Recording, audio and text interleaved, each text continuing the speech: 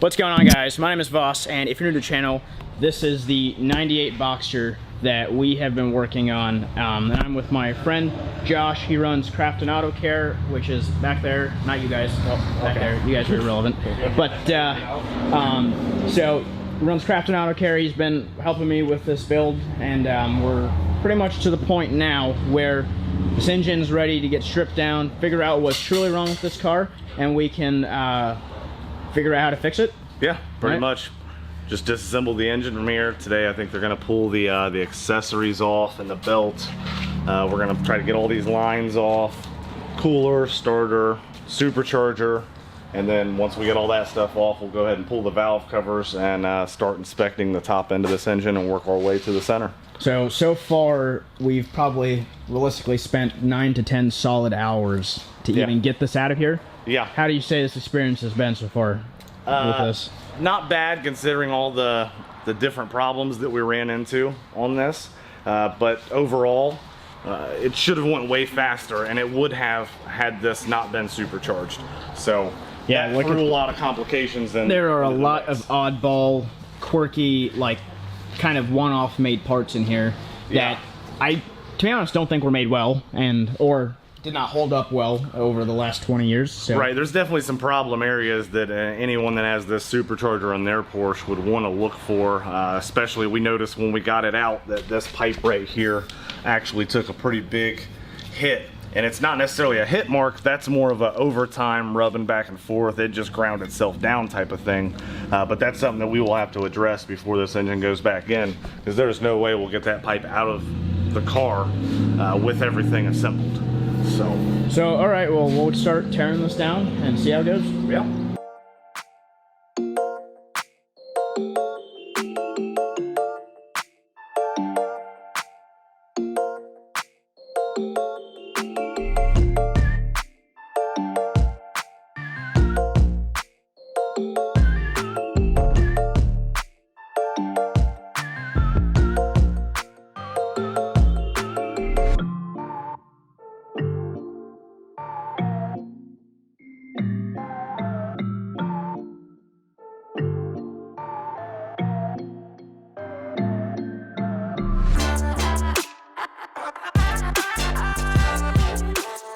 We've been working for a little while now, and as you can see, most of the stuff's off.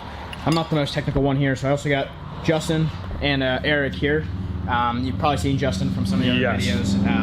And we are now pretty much just trying to get this stripped down and get it to the point where we can diagnose what's wrong with it. So what's the game plan right now? Right now we are working on getting the power steering pump off. There is one line here that we need to crack, and then we can slide it backwards. We are having a tough time because there's a bolt here that would butt right up into the pump head. So we have to crack the line and slide the pump backward before we can get the bracket off. And after that, we're gonna keep working on the accessory drive and hopefully get the supercharger out today.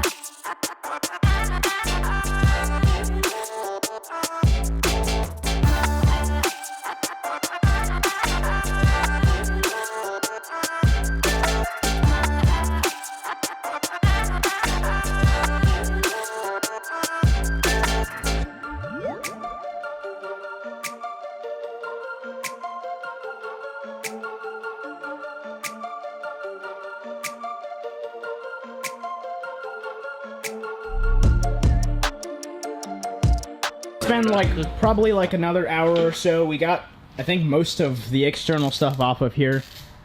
So what's the plan right now? What do we want to do? So now we're down to the time to find out what's wrong with this engine. So we're gonna start by pulling this valve cover on this side and see what everything looks like with the cams and some of the valve train. And then we'll probably flip the engine over, pull the other valve cover, look at that valve train. And then from there we'll make a decision on if we're going to pull the heads today or another day, because it's going to be a pretty big inspection process with the cylinder heads. How optimistic are you feeling that this is going to be semi-salvageable? Realistically, it's a 50-50 shot of major damage, light damage. I'm always optimistic on engines. I mean, this is the thing with engines. All of them can be fixed. It's just a matter of money and how much do you want to spend on it. Is it cost effective to fix it or replace it? So that's kind of where we'll be at once we inspect it. So, all right, let's do it. Yeah. We got the cover off, and so far we're noticing definitely some bearing material came up, but how does this look so far to you? Not good? Good? Doesn't look hateful. The good thing is, like most of these marks that we're seeing there, like those, that can all be polished out. This, I don't even feel it with my nail, which is a good sign. We can probably polish that out. Might be able to polish the bearing out. Cause see, here's all your bearing on your valve cover, and those little cuts in there for oil to go through. Yeah. So by polishing those, polishing the cam, we might get away with being able to reuse these, but obviously we're going to want to look at the other side as well. And just see, Is there a bunch of... A lot of... It's like a sludgy. It's probably that IMS. I mean, what else would it be? It felt like when I that's watched the video when you guys had the pan down. Yeah. It looks like that's what it was, but...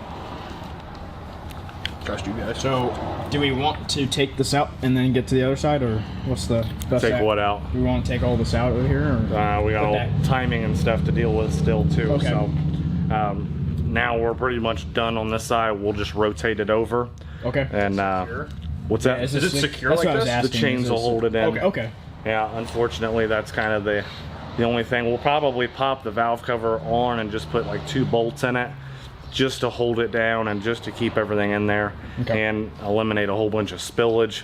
Plus, while it's sitting in here, I don't want a whole bunch of dust getting into the engine. We're going to clean it up anyway, but try to minimize as little as we can to get in there. Well, we'll rotate it over and we'll see what the other side looks like. How is the other side looking? Well, it looks about the same. There's some more marks on this side than the other side. Okay. Like this one has got a little deep groove back there in that cam journal, but all of them are marked. All of them have some lines. Do you suspect this was that IMS bearing that would have caused this issue, or you think there could be something else? That's kind of normal wear, especially on an engine that's supercharged. The cams are going to take some abuse. Gotcha. I don't see anything majorly wrong up here, so... No, it's nice that you still have lobes, like you still have the tips of the lobes. Mm-hmm. And they still look polished too, which is nice. They're not all beat up. You know, that's part of the thing of having the lifters the way they are on these cams, is they have a nice flat surface that always has oil on them to just keep rolling over on. So at this point, it's just keep tearing it down and so far it's looking semi-optimistic then. Yeah, I'd like to get the bearing out next.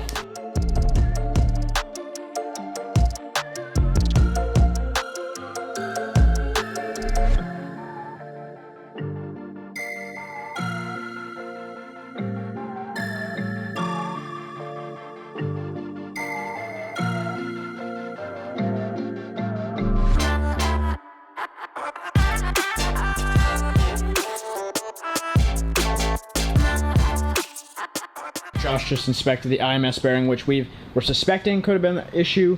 I guess we got good news from that, but maybe not good news overall. So, yeah, as expensive as those bearings are, it's kind of a bad thing that there wasn't metal in there, but a good thing too. Look pretty clean. It's pretty clean in there. The bearing spin's nice. Like you just mentioned, we probably will just replace that bearing when we rebuild it. But we still need to tear it down further and figure out what is actually going on here. So, you have any ideas? It's probably rod or main bearing at this point. Excellent.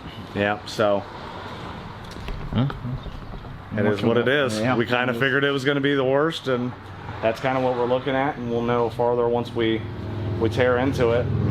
It looks like we're going to be pulling cylinder heads next, and then splitting the case and undoing timing and all that kind of stuff. So our next segment, it's probably going to be 4 hours to 6 hours to tear this whole thing apart and lay everything out.